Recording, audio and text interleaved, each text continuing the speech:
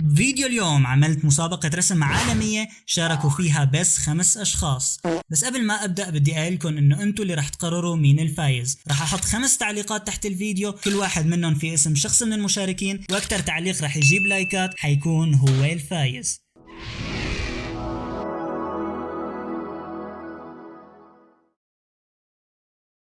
طيب كيف بلشت الفكرة؟ بعد ما خلصنا امتحان البكالوريا بفترة كنت قاعد لحالي بأمان الله عم ألف كلمات آخر فيرس من الأغنية. أنو أغنية؟ أغنية أعاصير، أعظم أغنية بالتاريخ، نزلت قبل كم يوم. لسه ما سمعتها؟ لا يا زلمة هيك بدك تزعلني منها.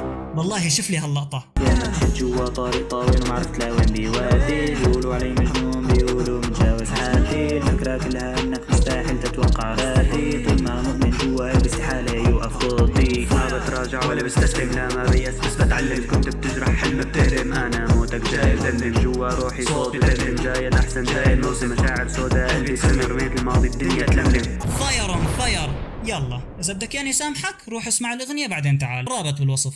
اوكي نرجع لموضوعنا.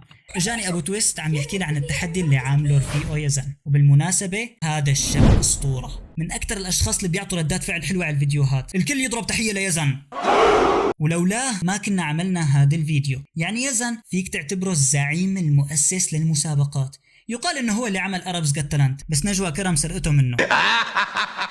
اوكي راح صديقنا يزن بعت رسالة على المجموعة عم يتحدى الشباب اللي بالمجموعة يرسموا هاي الرسمة، هي المفروض تكون شخصية الرعب من سونيك.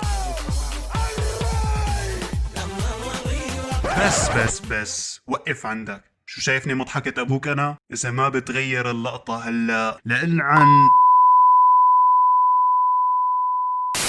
وهو رسمها بدوره وبعت على المجموعة، وكانت هي رسمة. أنا الزعيم في الغابة، أنا الوحيد الذي يهابه القريب والبعيد، لا شيء يمنعني أو يعيقني، الجميع هنا يخافني، لأني زعيم الغابة، ببساطة أنا الزعيم، ربما لأنني الأقوى أو لأنني وسيم، نعم أنا زعيم الغابة، ببساطة أنا الزعيم، أكسح الطريق فأنا لا أطيق أن يقال أني غير مستقيم. شوفوا الجمال والتفاصيل اللي عاملها. يا أخي دافنشي رسم الموناليزا عشان يقلد يزن، أنا عن نفسي رح أصوت ليزن، ضربة تحية تانية. أيوة فطلعت أنا على الصورة هيك، هلا هي شخصية الرعب من سونيك، والله عم ينافس همتارو بالكياتة. مان رحت جبت ورقة وقلم وحاولت أرسمه بأكتر شكل وحشي بتخيله، وطلعت معي هي الرسمة. قلت لحالي خليني أضيف الألوان، وفعلا بس خلصت تلوين. تعرفون من هو همتارو، مخلوق حلو صغير همتارو، يعيش في بيت لطيف، يدور في دولاب خفيف، هل تعرفون من هو همتارو؟ طلعت عليها هيك، واو طلعت أحسن مما كنت متخيل، والله تعريني شرير.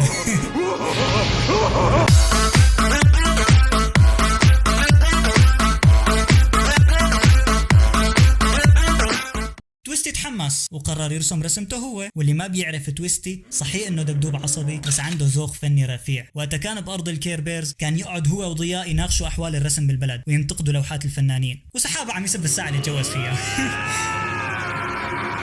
فقرر تويستي يرسمها بطريقته وطلعت معه هي الرسمة.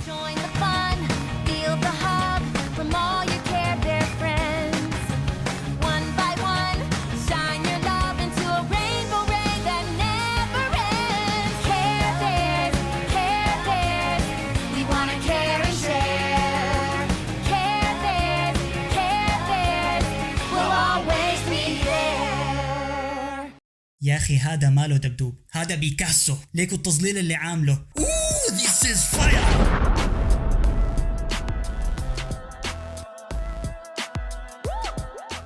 طيب اترك كل شيء على جنب، هلأ اجا الجد. الشخص اللي رح احكي عنه هلأ انسان محترف رسم، وقدر يطور من نفسه حتى صار يرسم رسم الكتروني. يعني هذا الشخص بيحطني انا وتويستي ويزن بجيبته. هذا هو عاصم، او كما يعرف بالوسط الفني إيلون ماسك الفنانين.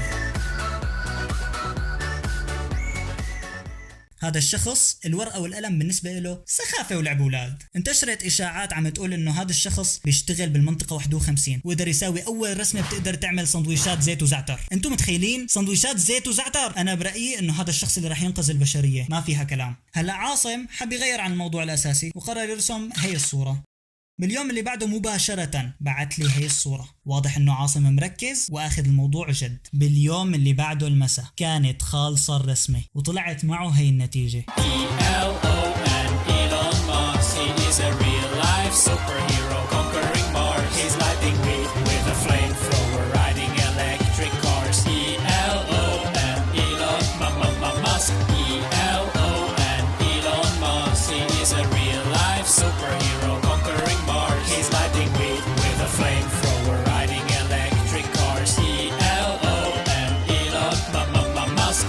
صراحة عاصم أبدعت أخوي. هلأ وصلنا لآخر متسابق معنا، هذا الشخص الوحيد اللي عاصم خايف منه. عاصم يعتبر مبتدئ بالرسم الإلكتروني قدام هذا الشخص، عبد الله.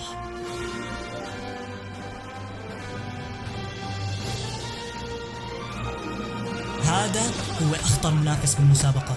الإحصائيات بتقول إنه نسبة خسارته لا تتجاوز 0.0001%. أجرينا مقابلة مع عبد الله حتى نعرف شو رأيه بالمسابقة. مرحبا عبد الله، كيف؟ أهلين، تمام الحمد لله. كنا حابين نسألك بحكم خبراتك الكبيرة بعالم الرسم، شو رأيك بالمسابقة اللي عملها عبد الحميد؟ هل هي مسابقة حلوة ولا لا؟ ليش بتسأليني عن أشياء ما بحب جاوب عليها؟ شكله حفاظك. بصراحة هي المسابقة من أزبل المسابقات اللي شفتها بحياتي كلياتها. تعرفي مثل العادة بيطلع لنا عبد الحميد بفكرة زبالة وبهلك سمعنا فيها. لأي درجة بتحس زبالة؟ الأزبل. ليش؟ لأنه جايب لي مجموعة فاشلين ومسمي لي إياهم رسامين وقال لازم أتنافس معهم، وأنا بنصح كل واحد عم يتابع الفيديو هذا يطلع من القناة ويلغي الاشتراك بلا مضيعة وقت. أنا برأيي طفي الكاميرا وخلينا نروح.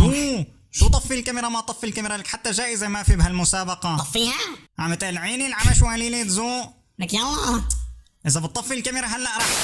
خلينا نشوف سوا رسمة عبد الله. عبد الله يو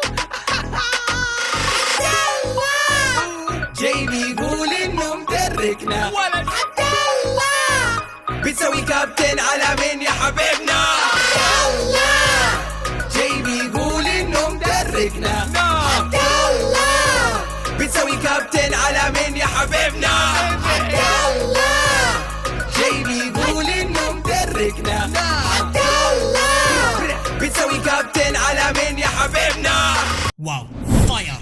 خلص أنا برأيي إنه عبد الله فاز من هلا. لا تنسوا تحطوا لايك وسبسكرايب، ولا تنسوا تصوتوا بالتعليقات حتى نعرف مين الفايز، والأهم من هيك لا تنسوا تشيكوا على الأغنية وتعطونا رأيكم فيها. مع السلامة. يا ما خطأ فهمت، يا ما اشتغلت وتعبت لكن لسه ما تقدمت، يا ما فشلت وزعلت لكن امالي ما خسرت، يا ما حسيت نفسي مكفل وتقطعت في الاسباب، يا ما توكلت على ربي يا فتح لي في الابواب.